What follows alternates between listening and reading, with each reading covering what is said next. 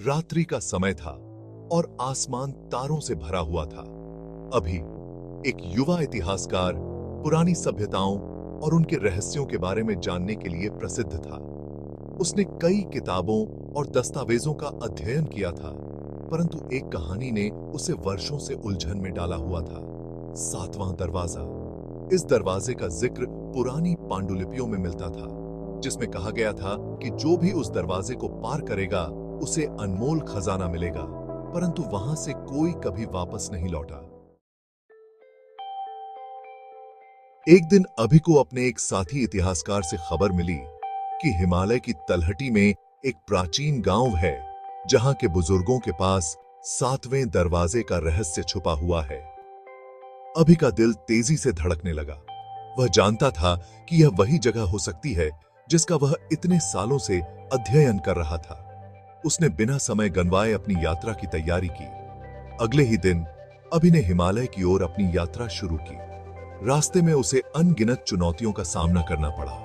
बर्फीली हवाएं, खड़ी पहाड़ियां और अनजाने रास्ते, लेकिन उसके मन में केवल एक ही बात थी, 7वां दरवाजा।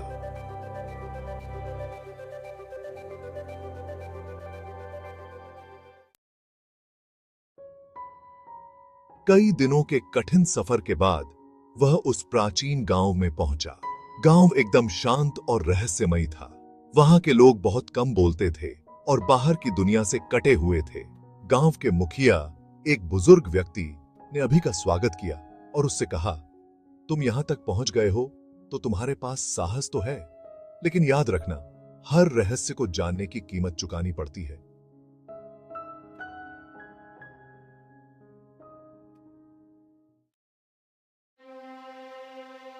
7 दरवाजों की यात्रा। अभि ने किताब का अध्ययन किया और उसमें दिए गए निर्देशों के अनुसार अपनी यात्रा शुरू की।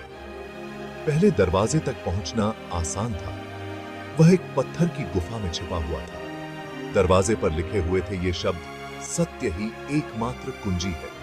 अभि ने मन ही मन सोचा और दरवाजा खोल दिया। उसे एक लंबा गलियारा मिला जो उसे दूसरे दरवाजे तक ले गया। दूसरे दरवाजे पर एक सवाल था, तुम किस चीज से सबसे अधिक डरते हो? विनय अपने अंदर झांका और उत्तर दिया, असफलता।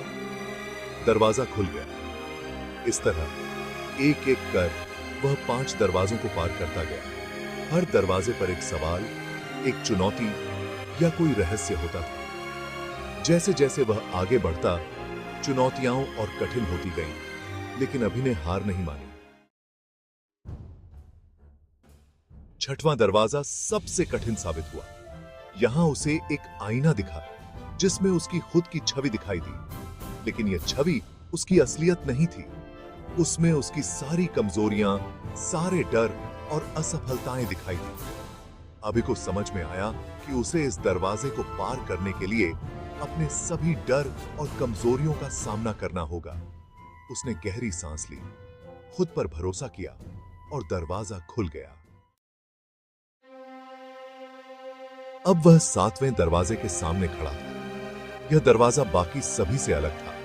यह सोने से मढ़ा हुआ था और इस पर जटिल नक्काशियां थीं, लेकिन कोई सवाल या चुनौती यहां नहीं थी। केवल एक लेख था, जो इस दरवाजे को खोलेगा उसे अपना सबसे बड़ा सत्य मिलेगा। अभि ने थोड़ी हिचकिचाहट के बाद दरवाजा खोला। दरवाजे के पीछे एक बड़ा गहरा गुफा कक्ष था, पर यहां खजाना या कोई मूल्यवान वस्तु नहीं थी। वहां केवल एक साधारण पत्थर का मंच था, जिस पर लिखा था, तुम्हारा सबसे बड़ा सत्य तुम्हारी खुद की खोज है। जय श्रद्धा। अभि को अब सब समझ में आ गया था। 7वां दरवाजा कोई भौतिक खजाने का मार्ग नहीं था, बल्कि यह आत्म खोज का प्रतीक था। जितने भी लोग इस दरवाजे को पार करने आए थे, वे अपनी खुद की खोज में खो गए थे। उनका सबसे बड़ा खजाना उनके अंदर छिपा हुआ था और वे इसी खोज में रह गए थे। अभि ने वहां कुछ समय बिताया, सोचते हुए कि उसने क्या पाया। वह जानता था कि अब वह वापस जा सकता है, लेकिन इस बार वह कुछ अनमोल लेकर जा रहा था, खुद का ज्ञान। वह जान गया था कि असली रोमांच और असली खजाना बाहर नहीं बल्कि भीतर की यात्रा में होता है। वह वापस गांव पहुंचा। मुखिया ने उसकी आंखों में नया आत्मविश्वास देखा। मुखिया मुस्कुराया और कहा, अब तुम सच्चे इतिहासकार हो। अभी गांव से लौट आया, लेकिन उसके साथ वह ज्ञान भी था जिसने उसे जीवन भर के लिए बदल दिया।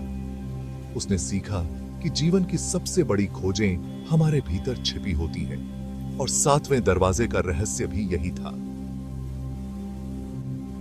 और 7वें की